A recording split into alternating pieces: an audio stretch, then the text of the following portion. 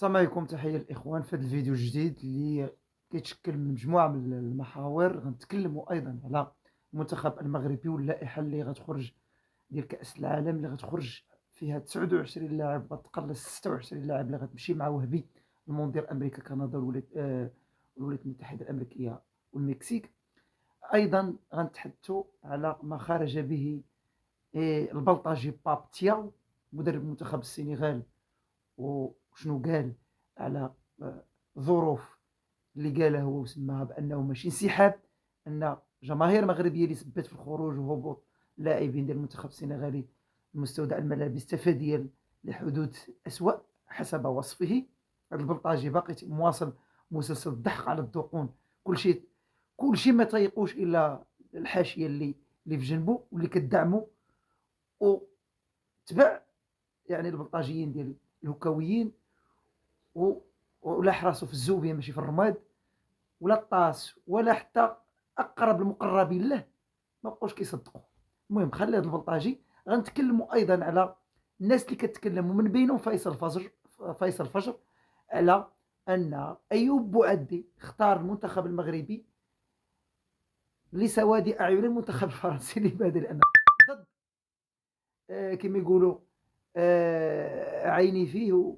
هذاك المثال راكم كتعرفوا، الخوت الله سقط سهوا الان. المهم الخوت غنتحدثوا حاجتي فيه ويخمنوا عيني فيه ويخمنوا. المهم الخوت، هذه كل محاور غنهضروا على هذه المحاور الثلاث في هذا الفيديو هذا. خذونا بهذا الشكل العفوي الجديد سبونطاني هكذا، طالعين بدون مونتاج بدون كذا. غير اصبروا معنا حتى اخر الفيديو. قبل ما ندخلوا في محاور الفيديو ما تنسوناش التهليله اللي واضعين قاعده في كل فيديوهات ديالنا. نفتتح ونستهل هذا الفيديو بالصلاة والسلام الأتمان الأكملان على خير البرية، عليه أزكى الصلاة والتسليم، محمد الأمين البشير النذير السراج المنير. عطروا أفواهكم بالصلاة والسلام عليه في هذه الأيام المباركة. اللي مداحس مشي يتصالح معه، اللي عنده شي خصومات كفانا عجرفة كفانا تكبر. الحياة مارة وزائلة بداك الشيء اللي فيها بما فيها نحن أيضا. كل شيء عنده نهاية في هذا الكون إلا وجهه، كل هالك إلا وجهه. علاش هاد التكبر وهاد العجرفة وهاد النيف هرس وخشبو في الرماد؟ كان يخلي لي الوالد مقولة، الوالد نفيسة، هذيك نفيسة غتكرفسك. فلا داعي أنك تهز أنفك أكثر من اللازم للسماء وتمشي مشيا كما يقولوا التعجرف ومشي كنقولوا حنا على صباعيك. هذا كل التكبر. إن الله لا يحب كل مختال فخور.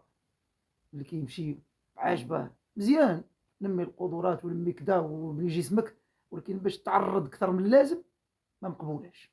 فتواضع الينوا في بعضكم البعض، وانسان يعرف راه حنا عابري سبيل فقط.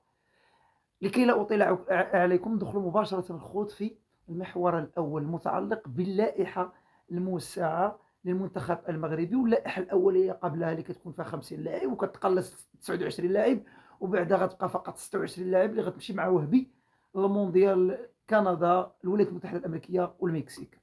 اذا مجموعه من الاسماء تروج وتلاح في الافق، منها عوده سفيان بوفال، منها ايضا بعض الاسماء المخضرمه اللي كانت وما عطاتش المنتظر منها في الكان الاخيره.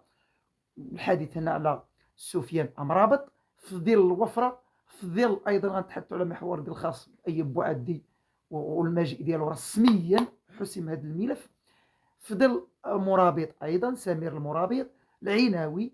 والحديث ايضا على واش باغي نلعبوا كره ولا نحتاجوا ستوبور غندوه معنا اللي هو امرابط. نلعبوا كره الكل كيرشح ربيع حريمات، ستوبور الكلادياتور كلشي كيقول من يدور وهبي في البونتوش يقدر يلقى سفيان امرابط لا كان يحتاج وسط ميدان دفاعي شرس وقوي. فكل هذه التساؤلات غنحاولوا نقربوكم من الخوت في هذا الفيديو هذا. فالمنتخب المغربي لحد الان 26 لاعب، قلت لكم اعطوني فقط 26 لان هي هذا هو الرقم اللي غادي يمشي مع مع محمد وهبي.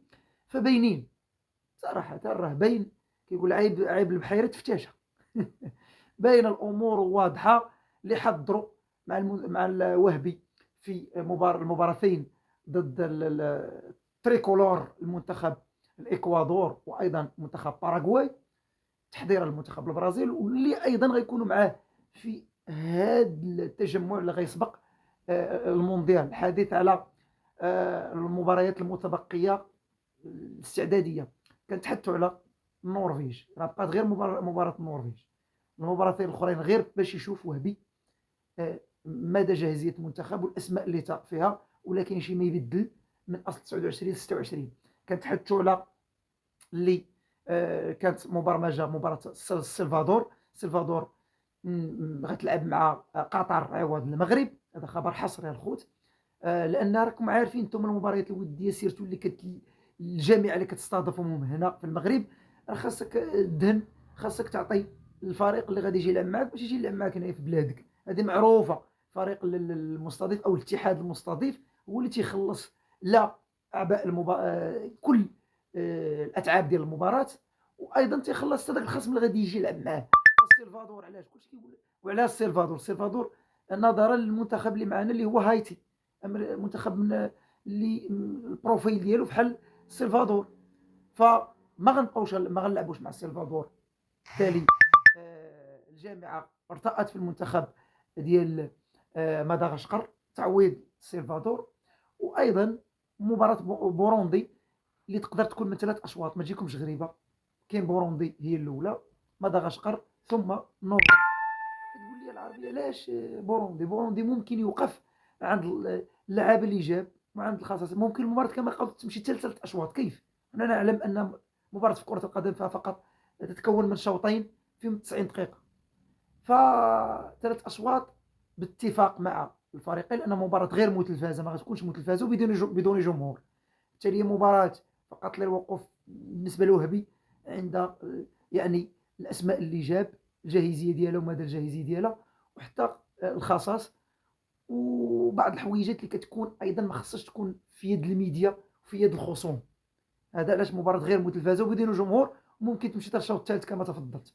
بالنسبه ما نطولش عليكم لان الفيديو غنحصروا كامل، الفيديو الخوت تقريبا ما يفوتش 8 دقائق وباقي لي 2 محاور. فلائحه المنتخب المغربي كما تفضلت ما غتخرجش على هذا النطاق، وهذه المباريات بطبيعه الحال ديال سيرتو ديال النرويج غنكونوا وقفنا عند ديك 26 لاعب اللي غتكون مع وهبي بطبيعه الحال. نتمنوا ان وهبي ما يظلم حتى شي حد وما تكونش محاباه وما تكونش اسماء مصابه، الكل يكون جاهز. لان علاش ديتي معاك شي واحد غير مصاب يطرى لي داكشي اللي طرا في الكان، ملي تيتلفت هو الكركركي تلقى عياده ديال المرضى وراه كلهم معطوبين للاسف الشديد. الجاهز تعطى الاولويه للجاهز. نمشي للمحور الثاني لكي لا اطيل عليكم الخوت، المتعلق بايوب بوعدي واختياره والحسب مساله انه غيلعب المنتخب المغربي. الخبر نزل البارح ودرنا عليه ريلز هنا في الباج.